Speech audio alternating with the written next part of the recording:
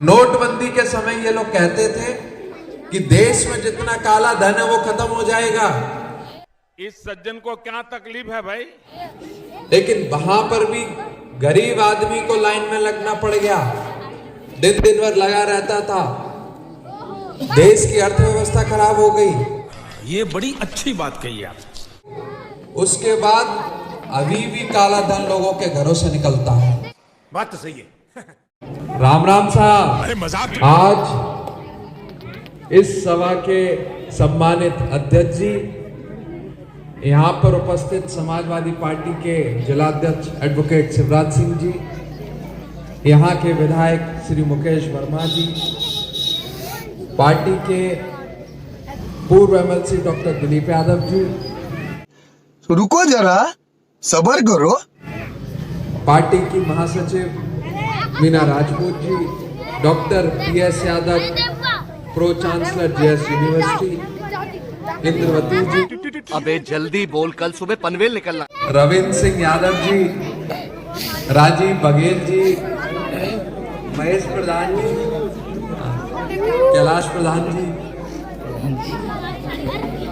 उदयराज भाई साहब, राजीव बघेल जी, उपेंद्र भाई साहब, नरेंद्र सुमन जी, अरे बाबा उठा ले, मेरे को नहीं रे, इन दोनों को उठा ले। हरिओम जी, सोनवीर जी, सम्मी कपूर जी और यहाँ पर उपस्थित पार्टी के सभी साथीगण, प्यारे बच्चों, माताओं, बहनों, सभी बुजुर्गों, सभी को मेरा प्रणाम। समझ रहे हो? समझ रहे हो? समझ रहे हो ना? आज हम लोग 2024 के लोकसभा के चुनाव के लिए आपके बीच में आए हैं।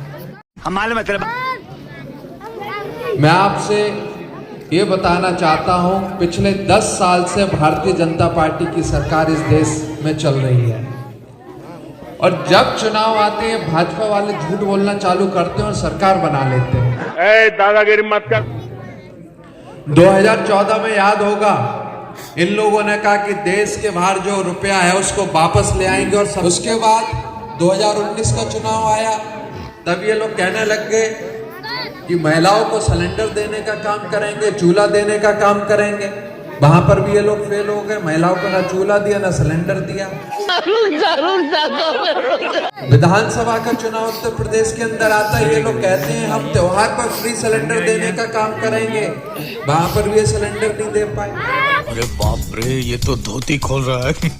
ये सिर्फ चुनाव आता है 400 का सिलेंडर देंगे, वहां पर भी सिलेंडर अभी तक तो दिया नहीं है। लेकिन उत्तर प्रदेश में तो भाजपा की सरकार पहले से थी, तो उत्तर प्रदेश के गरीब लोगों को, किसानों को, मजदूरों को 450 का सिलेंडर क्यों नहीं देने का काम करते हैं? ये सिर्फ झूठ बोल के सत्ता में आना चाहते हैं। बात तो सही है।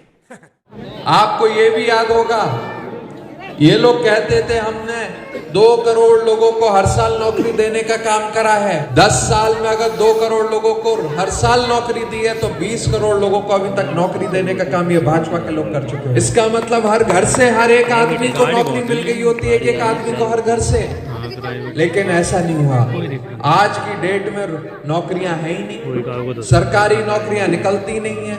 और इस बार सरकारी नौकरियां निकली भी पुलिस भर्ती की, तो उसमें देखने को क्या मिलता है कि बाबा साहब ने जो संविधान में एक आरक्षण की व्यवस्था बनाई, जिसमें पिछड़ा, दलित जो सालों से नीचे जात पात में फंसा रहा, ऊंच नीच में फंसा रहा, उसको ऊपर लाया जा सके, उसको नौकरी मिल सके।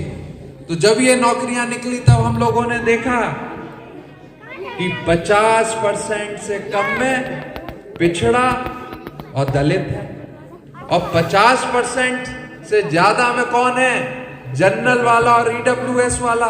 ईडब्ल्यूएस वाला भी कौन है? जनरल वाला ही है, जो 10% का आरक्षण को बाद में मिल गया। ये बाबा साहब के संविधान को धीमे धीमे खत्म करने का काम कर रहे हैं। क्या बोला तूने?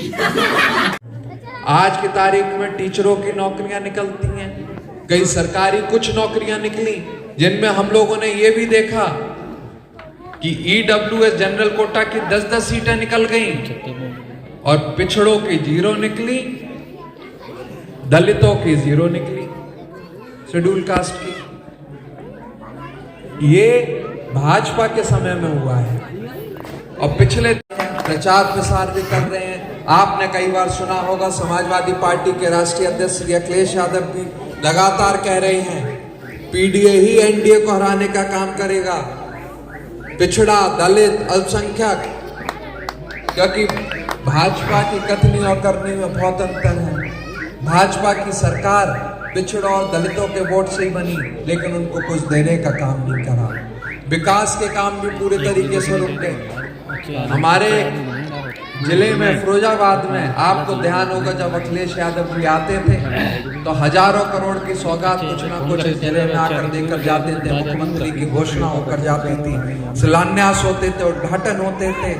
यही भाजपा के मुख्यमंत्री जब भी फिरोजाबाद आए तो गिनी चुनी सड़कें, एक या दो, वो भी नगर पालिका, नगर निगम की।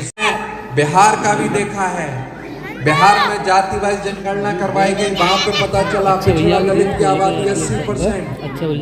उत्तर प्रदेश में अगर जाति वाइज जनगणना हो जाए तो यहाँ पर भी पता चल जाएगा कि 80 से 85% के लगभग पिछड़ा और दलित है। लेकिन मेरा राज कौन कर रहा है? 15%।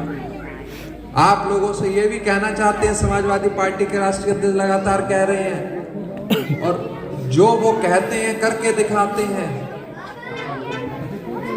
कि जिसकी जितनी हिस्सेदारी उसकी उतनी भागीदारी। जाति वाइज जनगणना भी करवाएंगे और जिसका जितना हिस्सा होना चाहिए उतना हिस्सा उसको देने का काम समाजवादी पार्टी करेगी। हम आपसे पूरा भरोसा दिलाना चाहते हैं। आपने 12 से 17 तक की समाजवादी पार्टी की सरकार देखी है। समाजवादी पार्टी का 2012 का आपने घोषणा पत्र भी देखा है। उस घोषणा पत्र में जो जो लिखा था वो सारा श्री अखिलेश यादव ने पूरा करके दिया था। आपको याद होगा, भाजपा वाले तंज कसते थे कि कैसे लैपटॉप इतने सारे दे लेंगे बच्चों को, लेकिन लैपटॉप देकर भी समाजवादी पार्टी की सरकार में अखिलेश यादव जी ने दिखाया।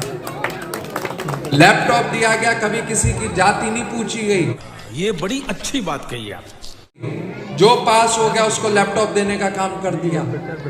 कन्या विद्याधन आया तो बिना पूछे दे दिया किस जाति का है। वजीफा आता था, वो भी भाजपा वालों ने बंद कर दिया। भाई गरीब का बच्चा, दलित का बच्चा, पिछड़े का बच्चा कैसे पढ़ेगा? कोई रोजगार ऐसा तो है नहीं। इस लोकसभा के चुनाव में हम अपना हक छीनेंगे, पिछड़ों का हक छीनेंगे, दलितों को इस सरकार से हटाने का काम हम लोग करेंगे। बहुत बहुत धन्यवाद। और अम्बेडकर पार्क बनवाने के लिए हम सब ग्रामवासी अपने माननीय विधायक जी से निवेदन करते हैं, विधायक जी की निधि आ जाएगी, जय बनवा देंगे, नहीं तो तब जो आपने काम दिया है बाबा परम पूज्य बाबा साहब के जो पार्क के लिए, मैं घोषणा करता हूँ, मैं तत्काल